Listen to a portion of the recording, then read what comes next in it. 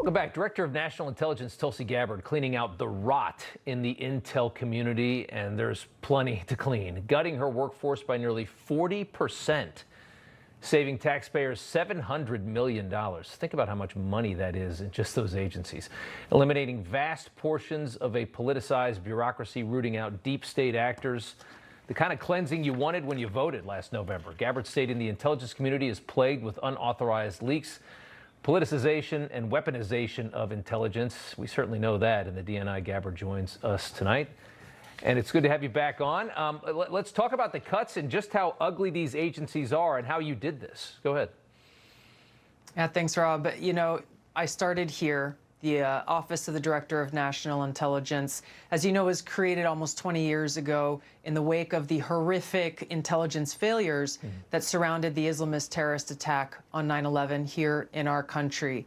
So the ODNI was created with a very simple purpose, a very simple but critical mission, which was to ensure that intelligence from across the intelligence community was actually being integrated, that people were talking to each other and sharing intelligence, not leaving it in silos, and to exercise oversight to make sure that the intelligence being provided to the President of the United States, to Congress, to different policymakers was timely, relevant, and apolitical. Unbiased and objective intelligence to best inform some of the most critical decisions that the leaders in our country make, foremost among them the President of the United States and Commander-in-Chief.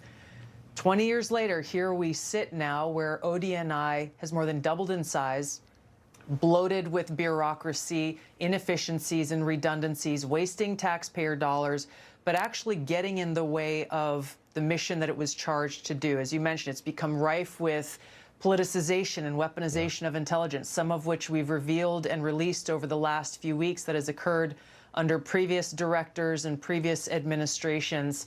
And so rooting out those deep state actors who are violating the oath that every intelligence professional swears to the Constitution of the United States and ultimately undermining this core national security mission that those at ODNI are charged with, that the intelligence community is charged with. So today's announcement is the first step to aggressively get after our core national security mission, root out those deep state actors, and really focus on delivering what the American people deserve. When did this all get broken? Was it under Obama? I mean, do you have any estimation of when this all started to fail? And when did politics seep into something like intelligence, which is just so toxic?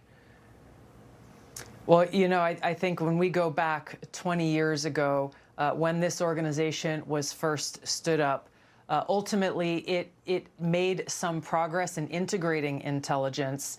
But the reality is, as we've just revealed over these last few weeks, under the Obama administration, which came very quickly, we saw that deep hand of politicization within this organization, ODNI, but also in CIA and the FBI, across the NSA, across the intelligence community, which tells us very clearly what I think most of us already knew, which was politicization of intelligence existed long before, and we've seen a lot of different examples of that. And the 37 that you've stripped of security clearances, these current and former intelligence officials are a part of that problem.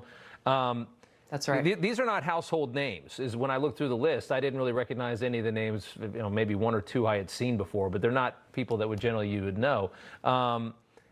Who exactly are they, and what did they do to earn that, to earn the stripping of that clearance? Yeah, well, you know, holding a security clearance, it really speaks about trust. Trust in those who have a security clearance that they will protect our nation's secrets and that they will abide by the Constitution and act in the best interests of the American people. Those who were on that list that we released yesterday, where I directed, at President Trump's direction, the revocation of their security clearances came about because they broke that trust.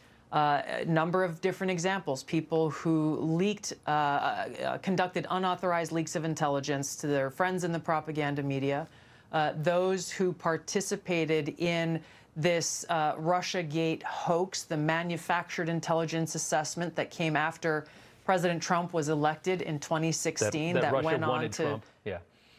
Exactly. Creating a document that they knew was false, falsely claiming that Putin wanted to help get Trump elected, when really the intelligence in the months leading up to the election said exactly the opposite.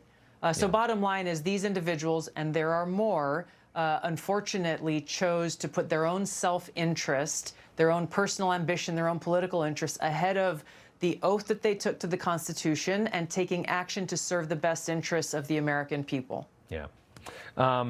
I want to get to one thing. There's been a pretty good freedom fight that you've been a part of, and I think it's a great story because I'm terrified of what's happening in the United Kingdom. They're moving away from a lot of freedoms, and here's an example. The UK is now dropping its demand to access Apple's protected data of American citizens. Yourself and the Vice President, J.D. Vance, fought this. They wanted Apple to create a way for their government, the UK government, to retrieve content of any user worldwide uploaded to its cloud service. Again, this is another way to get eyes on everybody, which is exactly what governments want to do, and it's one of the biggest threats, I think, to our personal freedoms. But talk about that. Yeah, Rob, you know, one of the ways that, unfortunately, too often our civil liberties are undermined by governments is in the name of safety or security. Well, we have to keep you safe, and so we're going to start to peel away and take away your freedoms and undermine your civil liberties. And this is one example of that.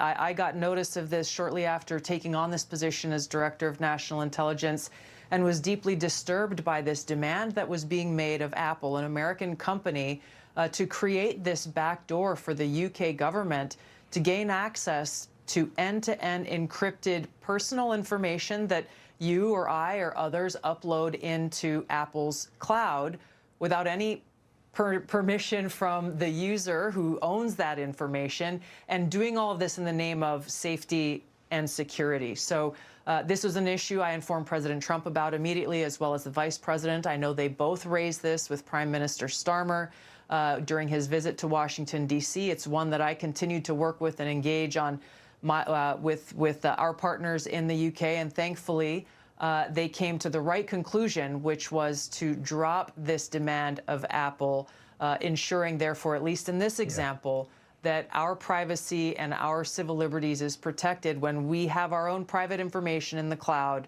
The UK and no other government at this point is able to build in this backdoor to be able to access it. That's great. Yeah, that's important stuff. Now we just have to get them to come back to free speech. Watching people get arrested for offending people in the UK. We have to stay vigilant. Yeah, it's really scary. Hopefully the president can lean on Keir Starmer a little bit more on that one, because those videos are terrifying. Seeing people just arrested, they said something offensive and they get arrested. Like, what world are we in? Online. They put up a post on social media and people are getting arrested. And they seem oblivious to what that can lead to. The DNI, Tulsi Gabbard, thank you so much. Good to see you. Great to see you.